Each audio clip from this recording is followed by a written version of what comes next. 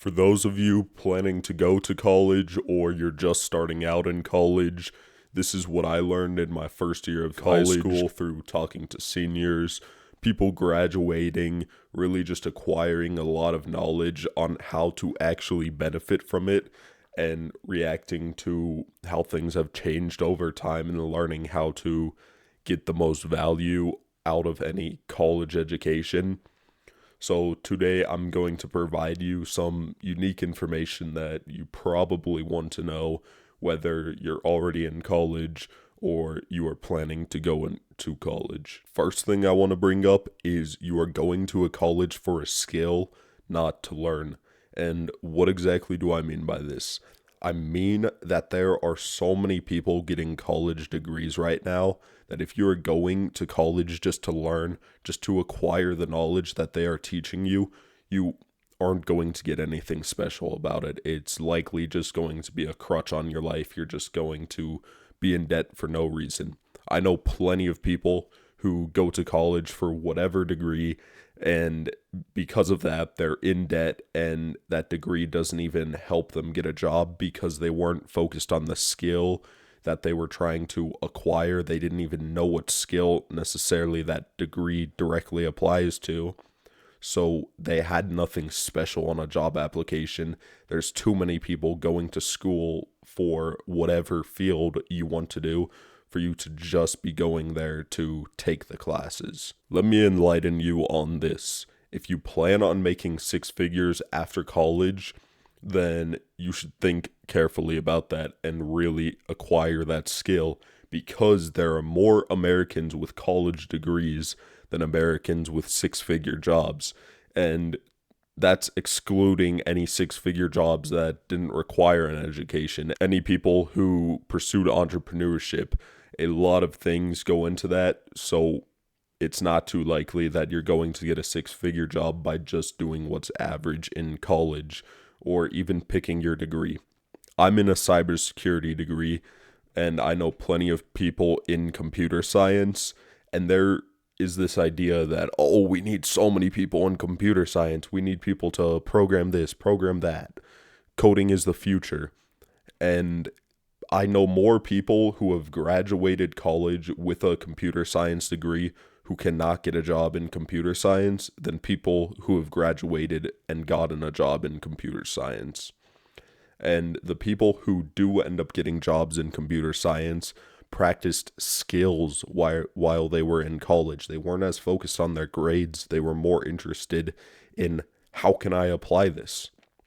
Now, I'm not necessarily saying I did this, but let's just say I discussed with a teacher a website to be able to hack into a computer next to me and how to do that. And I figured that out, and maybe I went ahead and did that and practiced that skill. Now that is going to serve me a lot more value as a cybersecurity major than anything any class taught me. I mean, look at it from the point of view of the person hiring you. Do you think they're going to be more interested in the person sitting in school with no external variables hitting them, not having to problem solve as much, not having to do things on their own because all their classmates are doing the same thing? Or do you think they're going to look for the person who decided, hey, I mean, I could spend all of my time in this class, I could get a perfect grade in this class and only focus on that. But what I'm going to do instead is I'm going to utilize the 80-20 rule. I get 80% of the grades, 80% of the results from my class for 20% of the effort. Reduce my effort a lot. Stop doing the silly stuff that doesn't do anything. And I'm going to spend that extra time. Maybe I get one letter grade lower, but I'm going to spend that extra time going out and learning and actually acquiring knowledge. And I'm going to give you an example in a few minutes towards the end of the video on how I've learned things without even going to college for those things that destroy seniors' knowledge on those topics. Seniors who have gone to school for 4 years, I've learned in my free time in less than 6 months, and I have a better understanding on those things than any of those seniors. And no, I don't think that this is just out of being smart. While I think I am smarter than many people, I do not think that this is something that people shouldn't strive for and that the average person couldn't achieve in a much shorter time span. Okay, so now I want to get a bit more into the 80-20 rule and how exactly that is possible for you to put in 20% of the effort and get 80% of the results. People seem to think this is a crazy idea, that no way you could get a B in a class for putting in 20% of the effort that you could be putting in. And it is very true. I've gotten A's from doing this, and you really just need to know a few loopholes to be able to educate yourself without having to spend the excess time that everyone else spends studying or doing silly things towards their classes, because none of that is actually productive. You're wasting 80% of your time. The first thing I'm going to say is look at people. Just understand what everybody in your college is doing. Understand and analyze them. If you are, say, walking to the bathroom and you see a circle of people together, laughing, but they're all studying together, joking around, doing yada yada yada, that's probably a sign that's not as effective as you just studying on your own. Even if you don't care about being perfectly effective and getting perfect grades, then why not study on your own and then hang out with your buddies later when you saved 80% of the time, when you significantly reduce the time you're spending on this thing, because your brain could actually get locked in and your brain could focus solely on this subject. It's going to go into your memory much better. You're not going to have all these external thoughts coming into your head that cloud your judgment on the topic you just studied. And if you do decide to do something like this, start analyzing it, reflect on it. Did I learn things better in high school when I was sitting at my table at home studying, or am I learning things better right now? Do I have it in my long-term memory? Do I remember it the next morning when I'm sitting in a table talking to people at the same time as studying?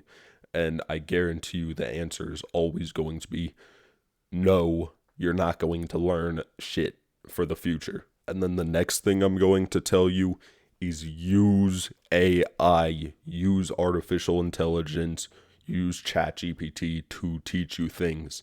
It is a blessing that we have, and people don't understand how useful it is, and it's not even cheating if you use it properly. You need to use it to educate you on things, not to do things for you. An example is when I'm sitting in class and I'm taught some sort of coding word, I'm going to pull up ChatGPT and have it give me examples and explanations of that word.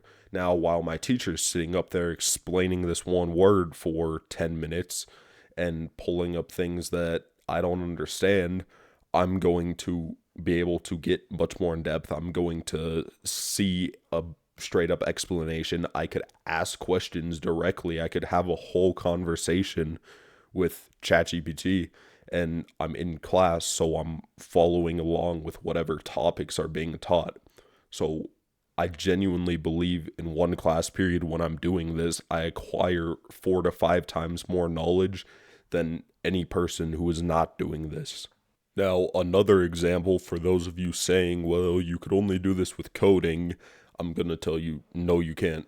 For example, in biology, let's say you're looking at the structure of an adrenal gland in class.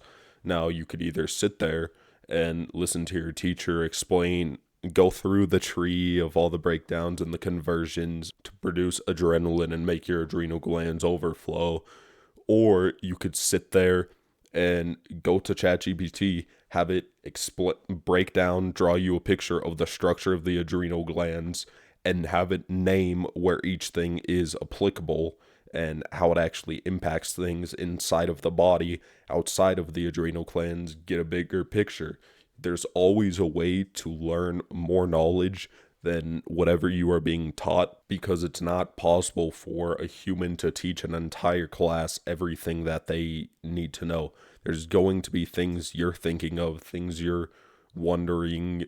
You could ask a question, but is that really as effective as directly asking a question to ChatGPT and you can manipulate the answers to customize it to your brain to make it more processable? No, I don't think any teacher in my experience is as effective. So the 80-20 rule is simply just stating that if you do what you normally do and don't spend the excess time studying or doing stupid things, then you really could implement the studying in whatever you're doing. You're going to get a good grade on a test if the entire time you've been accumulating that knowledge, you haven't been getting distracted. You've been focused on learning more knowledge than the rest of the class, rather than being tempted to go look at your TikTok in your lap or do some silly shit. And if I haven't convinced you already to use artificial intelligence to teach you, I am telling you that there's been several classes that I have been in this past year that have over 50% dropout rate because they're too hard, because people can't get good grades in them, and I don't even study for those classes, and I got an A in one of those classes with over a 50% dropout rate. I believe it was around a 70% dropout rate. I never studied. I came into that class at a disadvantage because the prerequisite I took 3 or 4 years ago because I was taking college classes in high school, so I didn't remember anything from the prerequisite, and I didn't even study because AI was effective enough to teach me without me having to waste time. I learned when I was doing homework. I understood that this thing may work, what I wrote is correct, what I typed down is correct, but why is it correct? I had AI explain my own brain to me. I would type down some lines of coding, and then I'd go back and have AI explain those lines of coding to me and say if it's as effective as it could be. And I realized, oh, it may not be as effective as it could be, and I learned something new. So my point is, just expand on your knowledge wherever you can, and you'll have useless classes that you don't think you could get anything from. For example, you may be in coding and wondering, why do I need a writing class to get a cybersecurity degree? And you're probably right. It probably won't impact your degree at all. But what you can do is take that class, do the assignments, and use resources to expand your word base in your brain, expand your knowledge, and learn new things, new words, and learn how to implement those in your speech without sounding robotic, because you are writing clear and coherent sentences. So a year ago in college, I was a lifeguard, and we had plenty of downtime, so I'd often stir up debates with other people, and specifically with the biology majors or any sort of medical major. And we'd start debating these random subjects, and nearly every time they brought up an argument that was meaningless, that had a very quick counter argument, but they learned the argument in school and they didn't have any other thought process because, oh, I was taught this, it's obviously correct. And then when I would bring my knowledge into that, I'd say, well, no, this is exactly what happens, and this is what actually happens, and this is how it works. Then they'd all of a sudden stutter. They'd all of a sudden, well, no. Why no? Why are you saying no? And every time they would break under pressure, and they didn't really understand the subject that well. These were biology majors or people interested specifically in what I learned in 6 months.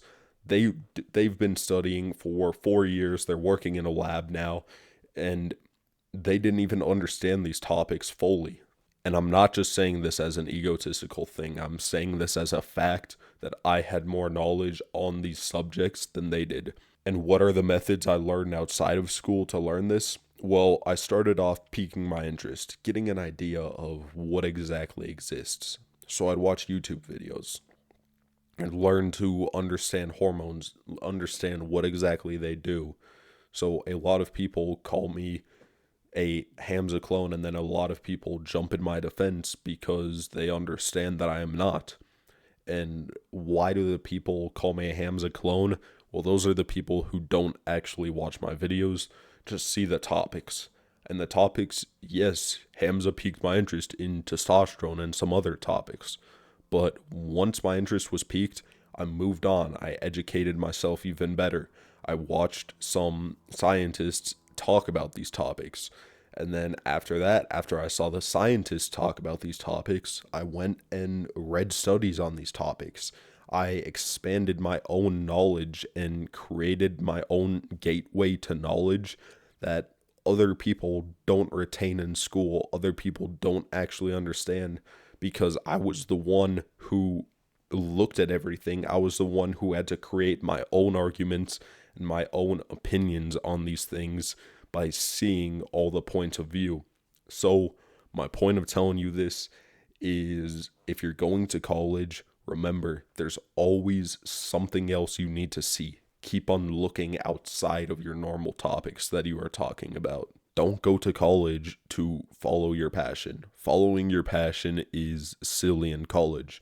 You need to go through a side door. For example, if I want to pursue entrepreneurship, then am I going to go to college for business?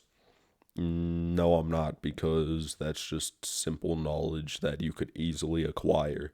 What I did instead is I went to college for cybersecurity, so I could either learn to code my own websites, do stuff with that to be able to advertise with as low of a cost as possible, or I could also start a cybersecurity firm and expand through entrepreneurship in that way. So my point is everybody is doing the basic things. You need to swerve around, go through the side door, especially with your passion, because what you're passionate about, there's more than likely a very high number of people that are passionate about it. I hope you are currently questioning whatever you are doing right now if you are in college or going to college. I hope this made your brain actually think and you are digesting this information. As lifelong learners, Perspicacity is our grindstone for success. Keep on grinding, boys.